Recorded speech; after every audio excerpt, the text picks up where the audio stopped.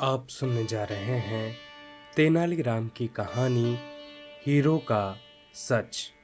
एक बार राजा कृष्णदेव राय दरबार में बैठे मंत्रियों के साथ विचार विमर्श कर रहे थे कि तभी एक व्यक्ति उनके सामने आकर कहने लगा, महाराज, मेरे साथ न्याय करें।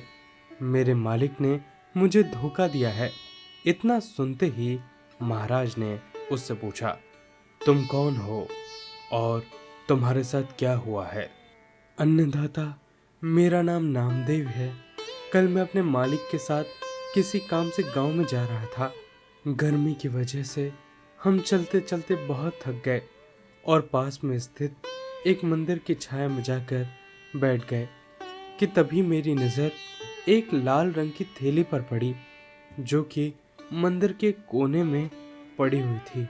मालिक की आज्ञा लेकर मैंने वो थैली उठा ली और उसे खोलने पर पता चला कि उसके अंदर बेर के आकार के दो हीरे चमक रहे थे।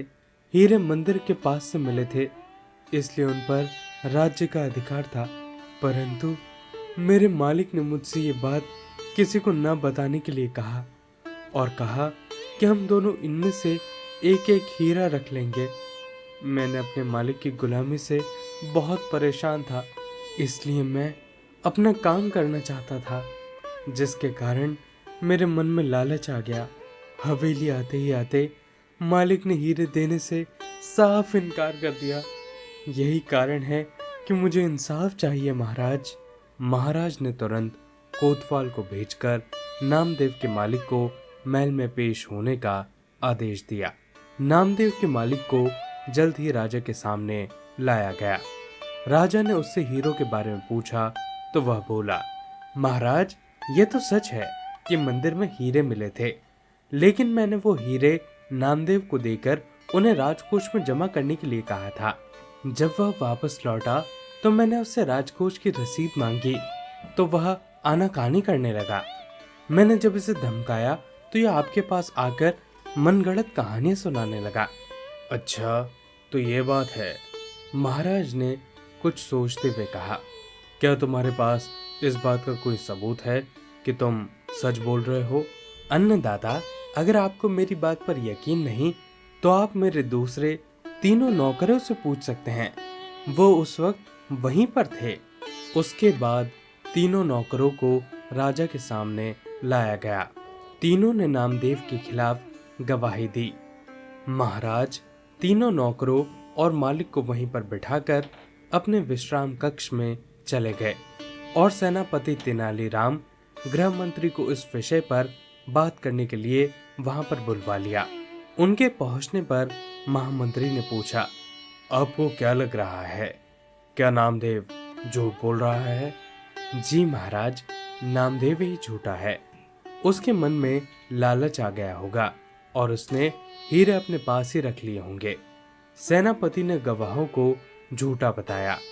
उसके हिसाब से नामदेव सच बोल रहा था। तेनालीराम चुपचाप खड़ा सबकी बातें सुन रहा था।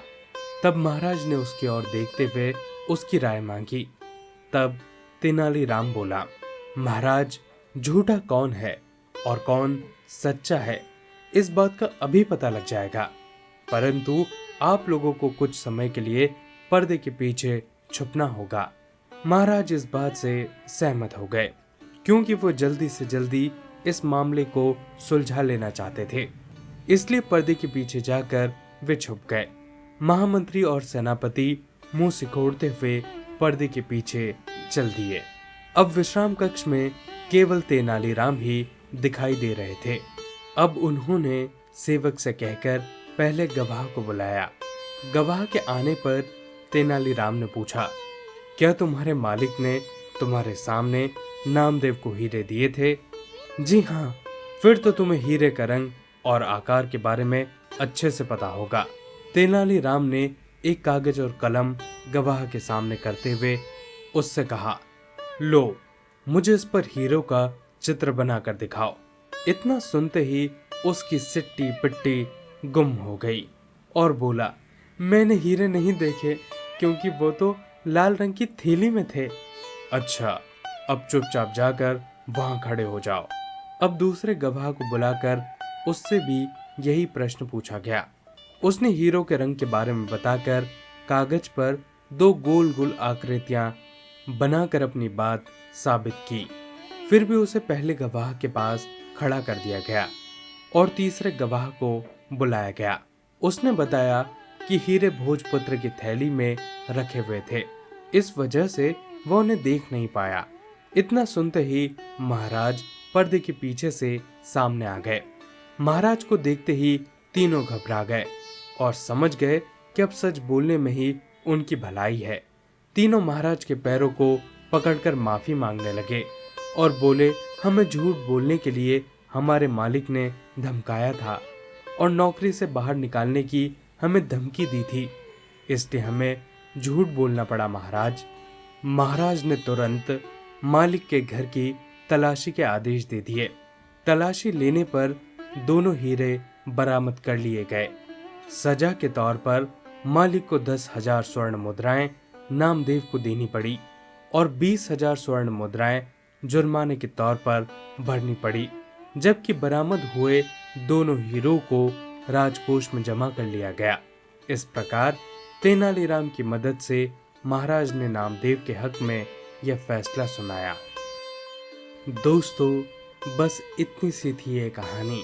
आप सुन रहे थे तेनालीराम की कहानी हीरो का सच।